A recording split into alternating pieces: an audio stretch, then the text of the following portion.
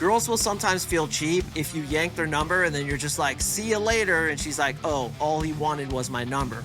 So what I like to do ideally, and again, this doesn't always happen, but ideally speaking, I like to kind of work it into the conversation and stay an extra 2, 3, 5 minutes if I can. So for example, you'd be like, you know what? I enjoy talking to you while we're doing this. Why don't you toss me your number right now and maybe we'll catch up some other time too.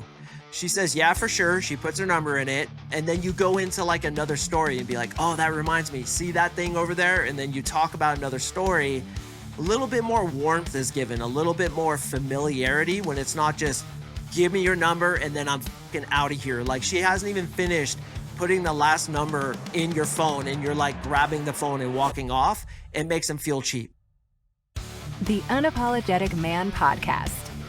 If you've been listening for a long time, you understand that getting a phone number is pretty damn easy. In fact, we could get lots of phone numbers on any given night. It's really not that difficult, partly because girls will sometimes give us BS numbers or give us her number without any intention of texting us back simply to get rid of us. So getting a phone number really isn't that big of an accomplishment. It's getting a phone number that sticks. And when I say sticks, it means her texting you back and her actually going out with you. That is really important.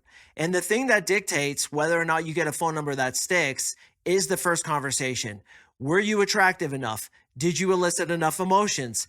Is she feeling comfortable enough around you and attracted enough to you to want to actually hang out with you outside this first conversation?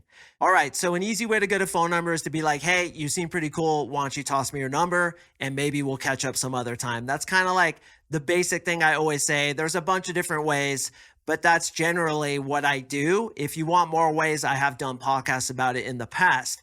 So she says, yeah, for sure. You give her your phone, she puts her phone number into it. And one thing I like to do too is to put hurricane in front of her name. So if her name is Amy, for example, you put Hurricane Amy and then hand her your phone. She laughs. Again, we just want those little spikes of attraction. And that's something I do that always cracks them up. Now, once they give me their phone number, I always say, or I should say, I usually say, I promise to text you 500 times in a row until your cell phone overheats and burns a hole in your purse. And that again, too, is just a little spike where she'll laugh and hopefully get a little bit more attraction. Something else I like to say would be something like, so Amy, I know you like to repetitively text people. You're like a compulsive texter, but please don't text me more than 500 times in a row. My cell phone overheats and I have enough burns on my legs as it is. So take it easy over there. And that always cracks them up. Another thing you can say is, hey, listen, Amy, no calls after 1 a.m. I get enough of those as it is. And again, guys, these are just little things you can throw in to crack her up. All right, something I like to do that works really well is once she puts the phone number into my phone, I call her. And this not only corroborates whether or not she gave you the correct phone number, but it also leads into a fun little gambit that, again, might spike her attraction just that little bit more to actually want to text you back and hang out with you.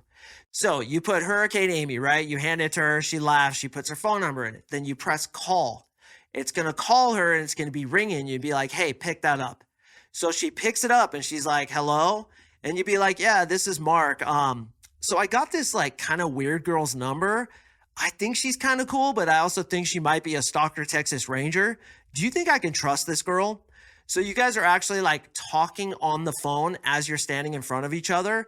And it makes for kind of a flirty banter opportunity where she'll be like, I don't know if you can handle her. You'd be like, yeah, she seems cool, but I don't know. I can just imagine her sneaking in my backyard and putting on a ghillie suit and being like in the bushes and training a sniper rifle on me. Do you think she's that kind of girl? And then she'll banter with you and say yes or no or whatever it is. And it makes for a funny little moment before you dip out. Now, regarding dipping out, as I alluded to previously, girls will sometimes feel cheap if you yank their number and then you're just like, see you later. And she's like, oh, all he wanted was my number. So what I like to do ideally, and again, this doesn't always happen, but ideally speaking, I like to kind of work it into the conversation and stay an extra 2, 3, 5 minutes if I can. So for example, you'd be like, you know what? I enjoy talking to you. While we're doing this, why don't you toss me your number right now and maybe we'll catch up some other time too. She says, yeah, for sure. She puts her number in it. And then you go into like another story and be like, oh, that reminds me. See that thing over there? And then you talk about another story. A little bit more warmth is given, a little bit more familiarity when it's not just give me your number and then I'm fucking out of here. Like she hasn't even finished putting the last number in your phone and you're like grabbing the phone and walking off. It makes them feel cheap.